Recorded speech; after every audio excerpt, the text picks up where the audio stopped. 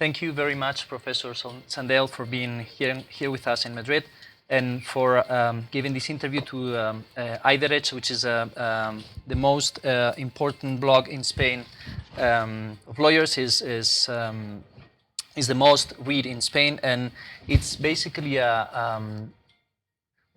what we want is to fight against the resignation in Spain, and steer a debate on social and juridical issues. So thank you for being here with us, and invited by Aspen Institute Spain. You will give a talk in a couple of hours. So the first question that we would like to ask you is, it's very easy. We start from an easy one. In a nutshell, what is the main thesis of your new book, What Money Can Buy, the Moral Limits of Markets? Well, it begins with a question, and the question is, what should be the role of money and markets in our societies? And the answer that I give in the book is less than it currently is.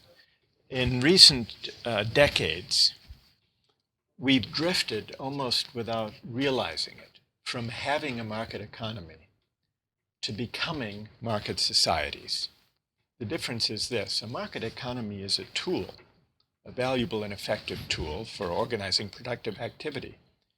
But a market society is a place where everything is up for sale. It's a way of life in which market values and market relations reach into every sphere of life, from personal relations to health, education, civic life, politics. And so the book is really saying that we need to have a debate about where markets serve the public good and where they don't belong. Right, thank you very much. But many have criticized you, probably without reading your book, for attacking market economies. So when one reads your book, immediately realizes that that's not the case. Yeah. But still, why is it not a book, this book, against market economies? Right. You're right. It is not a book against market economies. And it doesn't see the world as divided between market economy on the one hand and government on the other. Those are not the only alternatives. A market economy is a valuable tool for organizing productive activity. And market economies have brought prosperity and affluence to countries around the world. So the question is not, for me, whether to have market economies. Of course, we should have them. The question is, what is the proper role and place of market values and market relations? Because what's been happening in the last few decades is that market thinking, market values, and market logic have begun to reach beyond the domain of material goods and have reached into personal life, family life, health, education, civic life, politics, in ways that we almost don't recognize at the moment. And yet the effect is that sometimes in these domains, outside the domain of material goods, markets have the effect of crowding out. Market values can have the effect of crowding out or corrupting non-market values worth caring about. That's my concern.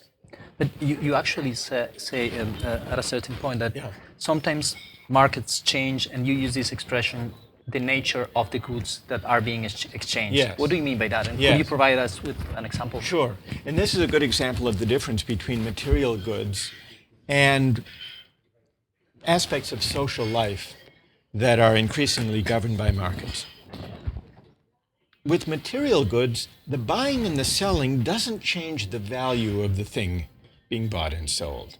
So, for example, if you sell me a flat-screen television or give me one as a gift, it'll be the same good. The television will work just as well either way. But the same may not be true with non-material goods. Take a simple example, friendship. Suppose you wanted more friends. I do. I do. It wouldn't occur to you, or maybe it would, to buy a few. Now, why not? Because you would immediately recognize that buying friendship doesn't really work, a bought friend, a hired friend, is not the same as a real one. It's an interesting philosophical question why this is true, but somehow the money that would buy the friend changes the meaning of friendship. It dissolves the values and the relationship that makes us want to have friends in the first place. Well, this is televisions on the one hand and friends on the other. These are clear cases. But many of the areas that markets have invaded in recent decades are somewhere in between televisions and friends. Markets can buy many of these goods. Market incentives can get people to do various things. But it's a further question whether important values are being driven out. When we, for example, offer financial incentives to young students to read books or to get good grades, when we offer people bribes to look after their health, to quit smoking or to lose weight, should we have a market in kidneys for transplantation? What about surrogate motherhood or paid pregnancy? It's banned in most of Europe, but in India they permit it in hopes of creating a new industry, a new source of employment for Indian women. So in each of these areas, we have to ask, if we introduce market values and market mechanisms, is there the danger of corrupting or crowding out certain non-market goods, intrinsic values, worth caring about? This is a very interesting idea. You talk about corruption, right, which means that there's something good and something bad, something right and something wrong. Yeah. But in your book, you look like very interested in not bringing out very clearly these distinctions.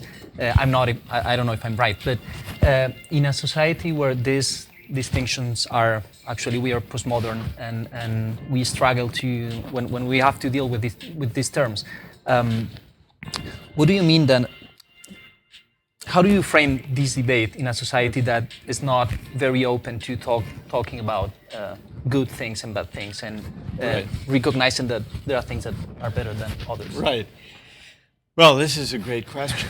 And it's certainly true that these days in public discourse, we shy away from engaging in moral and political argument that raises hard ethical questions.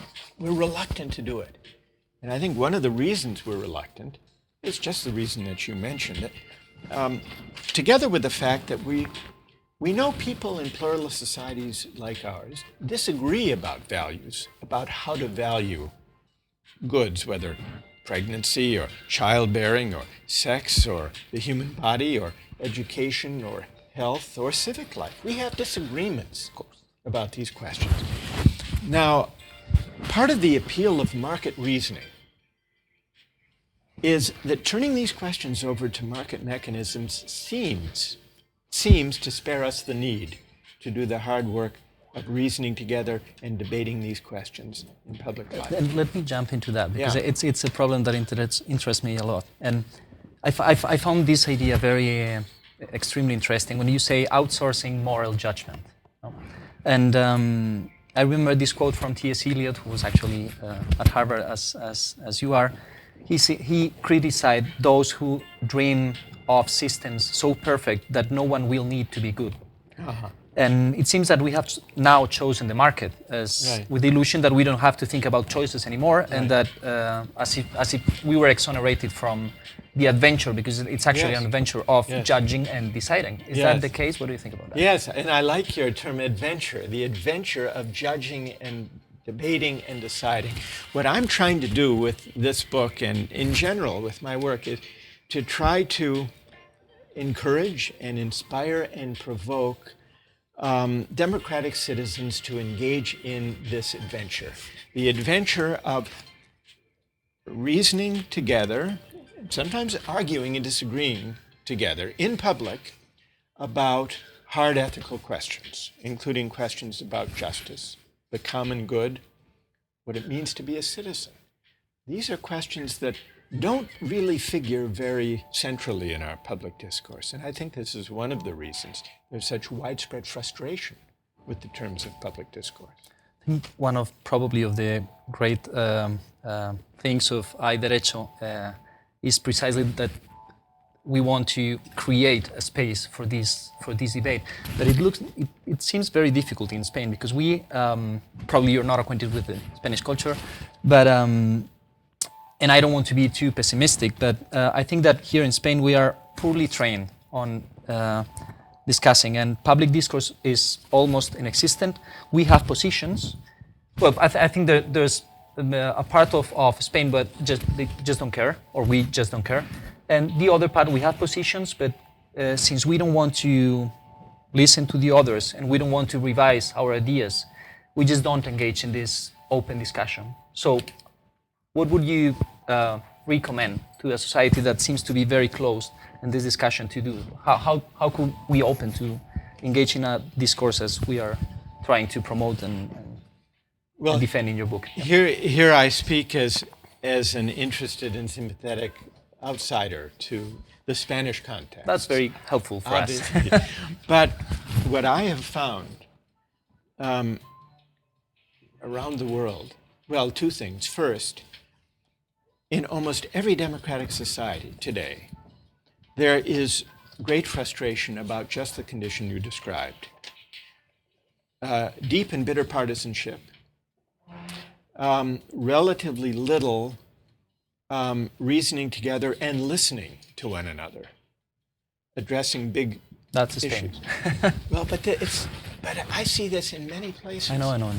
And so there is, on the one hand, frustration with this condition, but at the same time, especially among the younger generation, and there's a lot of universities around the world, there is a great hunger for something better, for a kind of public discourse that engages with big questions, including ethical questions of justice and rights, equality and inequality, the role of markets. There's a great hunger for this because no one finds inspiring the kind of public discourse that predominates today. It's narrowly managerial and technocratic on the one hand, and then shouting matches partisanship on the other.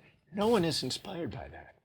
And so I find the democratic citizens want something better. And there's hope in that. And part of what my goals in writing this book, but also in putting my justice course online, my Harvard course, free open access, is to try to encourage this habit of thinking, of reasoning, of arguing together about big ethical questions in public. Thank you very much. I think we need in Spain more places like Hay Derecho and more debate forums like Aspen Institute. Thank you very much for being with us. Thank you for having me.